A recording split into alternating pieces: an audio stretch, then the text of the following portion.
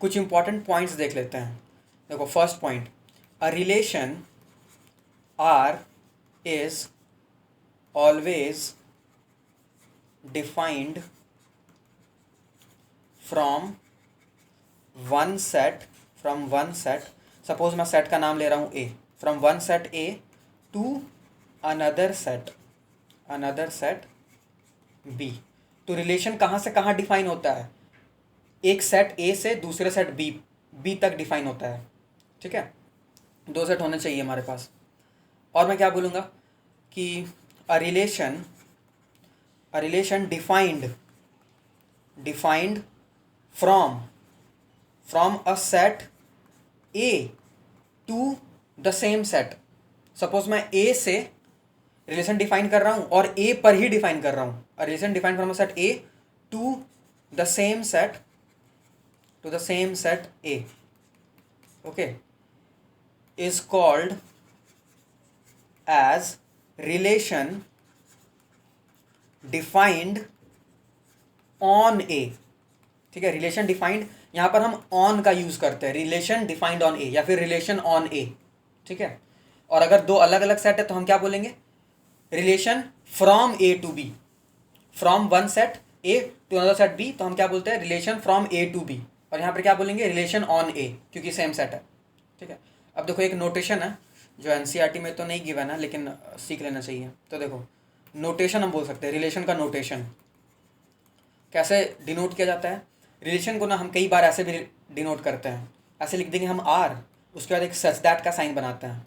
ये जो कोलोन है ना, कोलोन को सच दैट पढ़ा जाता है मैथमेटिक्स में। तो R such that A to B, इसका क्या मतलब हुआ? Relation from A to B. R क्या शो कर रहा है? आर एक रिलेशन को शो कर रहा है। सच दैट मतलब ये नोटेशन है। ठीक है, फ्रॉम ए टू बी, ए से बी तक डिफाइंड है एक रिलेशन। ठीक है, तो ये नोटेशंस भी फ्रीक्वेंटली यूज किया जाता है। नाउ अगर ये समझ आ गया तो let us move to the next point. Next point में चलो कुछ और डेफिनेशंस है। First definition is domain. Domain क्या होता है? ठीक है, तो देखो पहले डेफिनेशन देख लेते हैं। डेफिनेशन क्या होता है? Set of all the first elements of the ordered pairs in a relation. किसी एक रिलेशन में, जैसे कोई एक रिलेशन गिवन है, आर इज इक्वल टू कुछ एलिमेंट्स लिखे हुए हैं, तो वो एलिमेंट्स क्या होंगे? ऑर्डर्ड पेयर्स होंगे। तो उन ऑर्डर्ड पेयर्स के फर्स्ट एलिमेंट्स को ले लो, उनका एक सेट बना लो, तो क्या बोलेंगे हम उसे? डोमेन। फॉर एग्जाम्पल, ठीक है, देखो एग्जाम्पल हम ले लेते हैं। जैसे R1 हमें पता था ना, चलो R1 नहीं लेते हैं, एक हमने R भी डिफाइन किया था ना। R क्या डिफाइन किया था? R डिफाइन किया 1 A 3 A 3 B। ठीक है, 1 A 3 A और 3 B। ठीक है, तो हम क्या बोलेंगे यहाँ पर कि डोमेन ऑफ R, डोमेन को ऐसे D से रिप्रेजेंट किया जाता है। ठीक है, ये सब जनरली यूज़ होता है फंक्शंस में, तो मैं फंक्शंस में बताऊंगा, लेकिन यहाँ पर भी देख लो डोमेन को ऐसे D से रिप्रेजेंट किया जाता है। ठीक है, so domain of R is equal to क्या होगा? सिर्फ फर्स्ट एलिमेंट्स का एक सेट बनाना है, तो 1 3। ठीक है, तो ये हो गया डोमेन ऑफ R। अब रिलेशन अगर मेरे पास चेंज हो जाएगा, मान लो मैं कि दूसरा रिलेशन लिख दूँ यहाँ पर, तो डोमेन ऑफ दैट रिलेशन भी चेंज हो जाएगा। रिलेशन के अकॉर्डिंग डोमेन होगा हमारे पास। ठीक है, now second definition is range. इसको इमेज भी बोला जाता है। इमेज क्या होता है? रेंज और image, set of all the second elements. ठीक है, second elements, set of all the second elements of the ordered pairs in a relation.